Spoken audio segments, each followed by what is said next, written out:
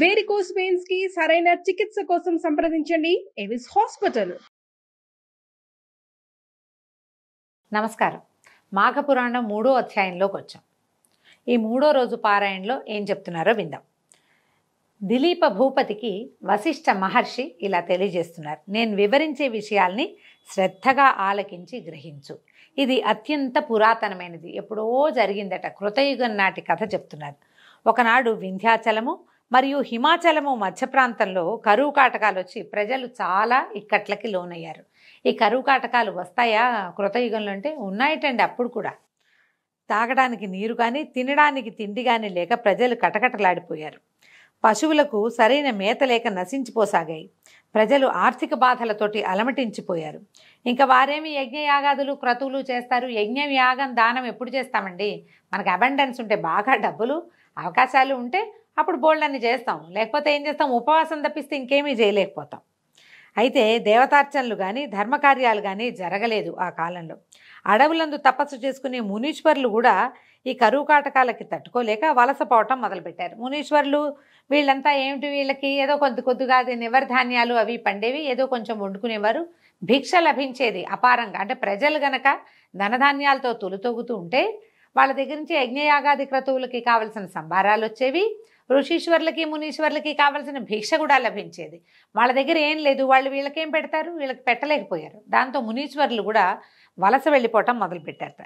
ఈ ప్రాంతంలో ప్రవహిస్తున్నటువంటి రేవా నదీ తీర ప్రాంతం అంతా కూడా, రేవా నది చాలా, ఈ రేవా తీరం ఎక్కడ కనపడుతుంది మనకి? సత్యనారాయణ వ్రత కథలో రేవా తీరంలో చెప్తారనమాట. రేవా అనే నది ఉందని. విడిగా మనకెక్కడ ఆ నది కనిపించదు, అంటే మన ప్రాంతంలో లేదు కాబట్టి. ఇదంతా నీళ్లు తగ్గిపోయి ఫలవృక్షాలు పంట భూములు ఎండిపోవటం మొదలుపెట్టాయి. కనీసం తాగడానికి కూడా నీరు లేని దుస్థితి దాపురించిందట. ఈ అడవిలో బహుముఖ ప్రజ్ఞాశాలి తపోధన సంపన్నుడైన భృగు మహర్షి కూడా నివసిస్తూ ఉండేవాడు. ఈ అనావృష్టి ప్రభావం ఆయన కూడా తగిలింది. ఆయన కూడా ఈ నీచ నికృష్ట కరువు కాటక స్థితిని భరించలేకపోయాడు. సరే, ఎంతో కాలం నుంచి ఉంటున్న ఈ ప్రాంతాన్ని విడవలేక ఆలోచించి చివరికి హిమాలయ ప్రాంతాలకి వలస వెళ్ళిపోయాడట. ఈ హిమాలయ పర్వత ప్రాంత పడమటి దిక్కున ఒక కొండచర్య ఉంది.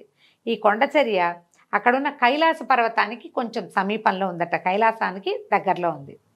హిమాలయ ప్రాంతం అంతా మంచుతో కప్పబడి ఉండటం వల్ల కైలాస పర్వతం వెండి కొండలాగా ప్రకాశిస్తూ ఉండేది. ఆ ప్రాంతం అంతా ఇంద్రనీల మణుల చేత నిక్షిప్తమై అక్కడ ఉన్నాయట. ఇంద్రనీల మణులు అంటే గనులు ఉండుంటాయి. రాళ్ళు అట్లాంటి నీలపు రంగు ఉన్న రాళ్ళు అయి ఉంటాయి. వాటి కాంతితోటి, ఆ నీలపు రంగు కాంతిపడి ఈ తెలుపు మరింతగా మెరుస్తూ ఉండేదట. ఈ కొండ వద్దకి తరచుగా మహర్షులు, జ్ఞానులు, సిద్ధులు, తపోశక్తి సంపన్నులు ఇత్యాదులంతా వచ్చి శ్రీమన్నారాయణుని భక్తిభావాలతో స్తుతించి వేణోళ్ళ కొనియాడి ఆధ్యాత్మిక చింతనలో మునిగిపోయేవాళ్ళు. అంటే విష్ణు భక్తులు వచ్చి తపస్సు చేసుకునేవాళ్ళు. కైలాసం పక్కనే ఇది. యక్ష కిన్నర కింపురుషాది గంధర్వులందరూ విహారానికి ఈ ప్రాంతానికే వచ్చేవాళ్ళట. దిలీప చక్రవర్తి అడుగుతున్నారు, మహాత్మా, ఈ పర్వత వైశిష్ట్యత కడు రమ్యంగా ఉంది, మరింతగా మరీ వింత కొలుపుతోంది, మరిన్ని విశేషాలు చెప్పండి అని అడిగేసరికల్లా అప్పుడు ఈయన వశిష్ఠ మహర్షి ఇట్లా చెప్తున్నారు. విషయ పరిజ్ఞానం సంపాదించుకోవాలని నీ కుతూహలం చాలా శ్లాఘనీయమైందయ్యా. నీ అభీష్ట ప్రకారమే మరింతగా చెప్తాను విను. ఇది ఒట్టి కొండ, ఏవో రాళ్ళున్నాయి, మెరవటమే కాదు, ఇక్కడ ఇంకా చాలా వింతలున్నాయి. ఈ వింత వన్యమృగాలు, పలు రకాలైన పక్షులతోటి నిండి ఉండే ఈ పర్వతరాజం మిక్కిలి విచిత్రమైనది. సాధారణంగా అంత మంచు ఉంటే పక్షులు ఉండవనుకుంటాం, కానీ హిమాలయ వర్ణనలో హిమాలయాల మీద చెట్లు ఉన్నాయని, కొండలు, పర్వతాలు, శిఖరాలు చాలా ఉన్నాయని, బోలెడు రకాల జంతువులను గురించి వర్ణన ఉంటుందండి.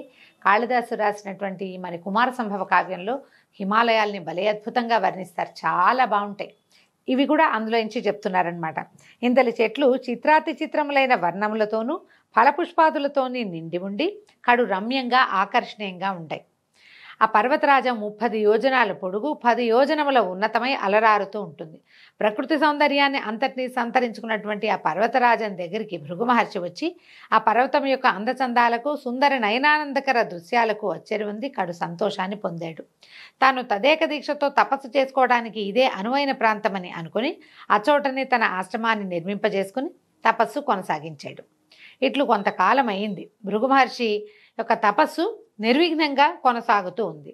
అత్యంత పరమనిష్టాగరిష్ఠుడైనటువంటి భృగు మహర్షికి ఆ ప్రాంతం ఎంతో తగినట్టుగా ఉంది. సంతృప్తిగా తపస్సు చేసుకుంటూ ఉండేవాడట. కొన్నాళ్ళు అయిన తర్వాత ఒకనాడు ఒక గంధర్వుడు భార్యా సమేతుడయ్యి ఈ పర్వతం మీదకి వచ్చి విహరిస్తూ తపస్సు చేసుకుంటున్న భృగు మహర్షిని చూశాడు. మహర్షి పట్ల ఆకర్షితుడై తన వృత్తాంతాన్నంతా చెప్పాడు. దగ్గరకు వచ్చి నమస్కారం చేశారు భార్య భర్త ఇద్దరు. అతను ఏం చెప్తున్నాడు, ఓ మహాత్మా, తమరు తపోశక్తి సంపన్నులు, సర్వజ్ఞులు, కావున మీరు దయతలిచి నా కష్టాలని కడతీర్చమని ప్రార్థిస్తున్నాను అన్నాడు. అనేసరికల్ భృగు మహర్షి, గంధర్వ, నీకు వచ్చిన కష్టం ఏమిటి? నువ్వెందుకు విచారంగానో భార్యాద్వితీయుడుగా ఉన్నావు. భార్యాభర్తలు ఇద్దరు కలిసి ఉంటే ఇంకా కష్టమేమిటి? అదే కాదు అత్యంత సుఖమైన సంగతి.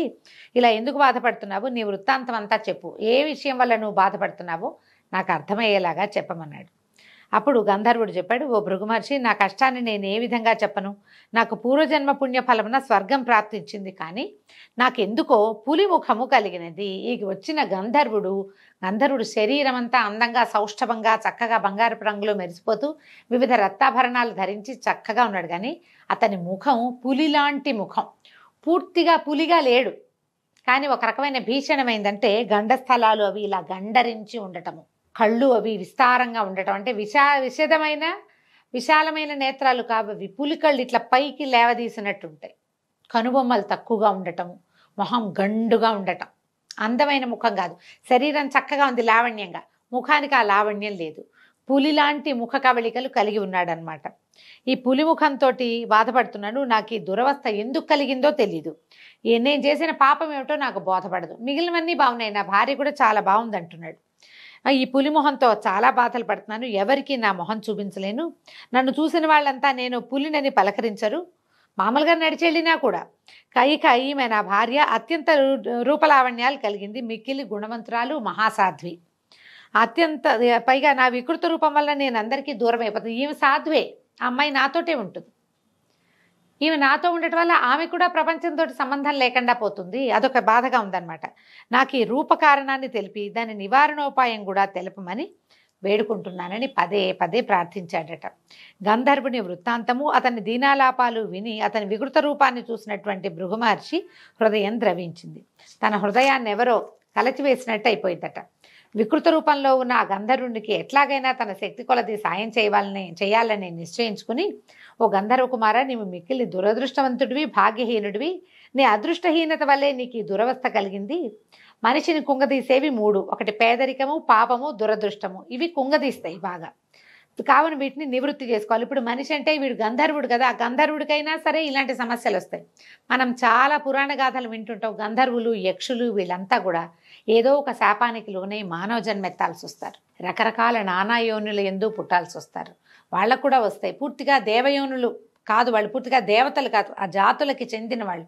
దానివల్ల వాళ్ళకి స్థానభ్రంశము, పదవి భ్రంశము, శరీరమే లేకపోవటము, ఇలాంటి రకరకాల అవస్థలు వస్తాయి. అందుకని దానికి చెప్తున్నారనమాట.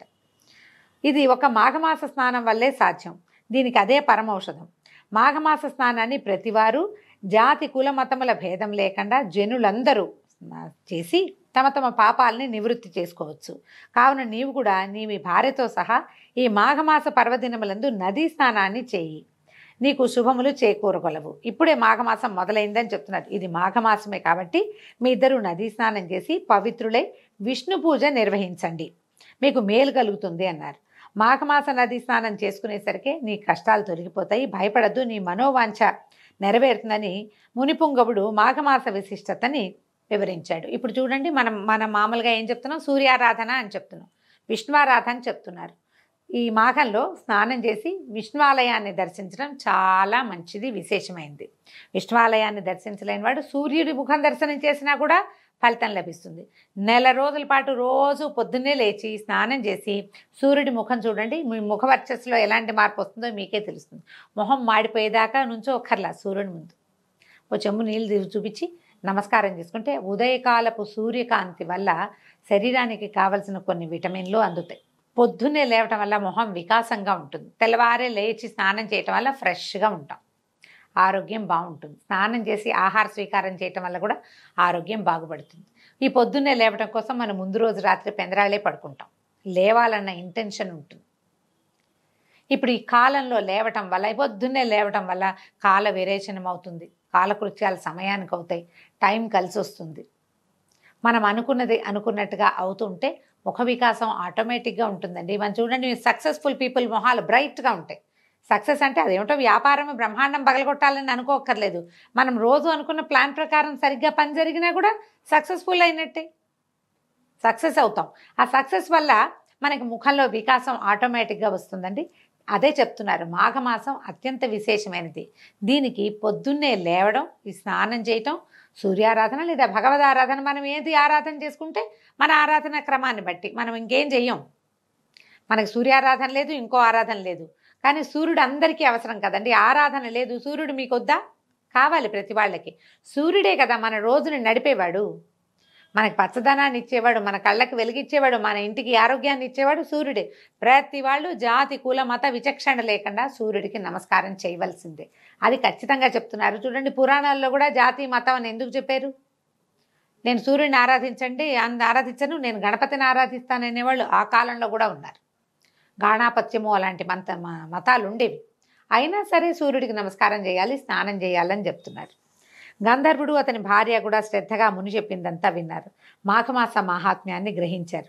వెంటనే సమీపమునందున్న నదిలో సతీ సమేతంగా గంధర్వుడు ముని చెప్పినట్లే స్నానం చేశాడు. అయితే కథలో చెప్తారంటే అంతే, ఇలా ఒక్కసారి స్నానం చేయగానే ముఖవర్చస్సు మామూలుగా అయిపోయిందని. ఈ నెల రోజులు మాఘ స్నానం చేయటం వల్ల, సూర్యారాధన చేయటం వల్ల, విష్ణువారాధన చేయటం వల్ల మాఘం అవ్వగానే అతనికి ముఖంలో మార్పు వచ్చిందని పద్మపురాణంలో చెప్పబడిందండి. మామూలు పురాణాల్లో ఒక్కసారి చేస్తే అయిపోతుంటారు, ఒక్కసారి చేస్తే కాదు, సమయం పడుతుంది, కానీ అవకాశం ఉంది. అయితే క్రమంగా అతనికి ముఖంలో ఉన్నటువంటి పులి రూపం పోయి అందమైన ముఖవర్చతోటి వెలిగిపోసాగాడు. భర్తను చూసిన ఆ గంధర్వుని యొక్క భార్య ఆనందంతో ఉబ్బి తబ్బిబ్బైపోయింది. మిక్కిలి తేజస్సుతో సుందరమైన ముఖవర్చస్సుతోటి ప్రకాశిస్తున్న భర్తని కౌగిలించుకుంది. అమితానందంతో ఆ గంధర్వ దంపతులు ఆనంద సాగరంలో ఓలలాడారు. కొంతసేపటికి గంధర్వ దంపతులు ఇద్దరు తీరుకొని మునిశ్రేష్ఠుడైన భృగు మహర్షి దగ్గరకు వచ్చారు. వాళ్ళిద్దరూ మహర్షికి సాష్టాంగ దండ ప్రణామాలు చేసి భృగు మహర్షిని వేనోళ్లా కొనియాడి తమ నిజ నివాసానికి వెళ్ళిపోయారు. భృగు మహర్షి వారిని హృదయపూర్వకంగా దీవించి పంపివేశారు. ఈ విధంగా ఈ పులిముఖం కలిగినటువంటి గంధర్వ యువకుని చరిత్రని వశిష్ఠ మహర్షి దిలీప మహారాజుకు విన్నవించి, రాజా విన్నావు కదా ఈ మాఘమాస ప్రత్యేకత, కాబట్టి మాఘమాసంలో కేవలం నదీ స్నానం చేస్తేనే ఎలాంటి పుణ్యం సిద్ధిస్తుందో తెలుసుకున్నావు, కాబట్టి ఈ మాఘమాస స్నానాలని విశేషంగా చేయాలని ప్రచారం చేయమని దిలీప మహారాజుకి వశిష్ఠ మహర్షి తెలియజేశారు. దీంతో 3వ రోజు పారాయణ పూర్తయిందండి. రేపు ఉదయం 4వ రోజు పారాయణతో మళ్ళీ కలుసుకుందాం. నమస్కారం.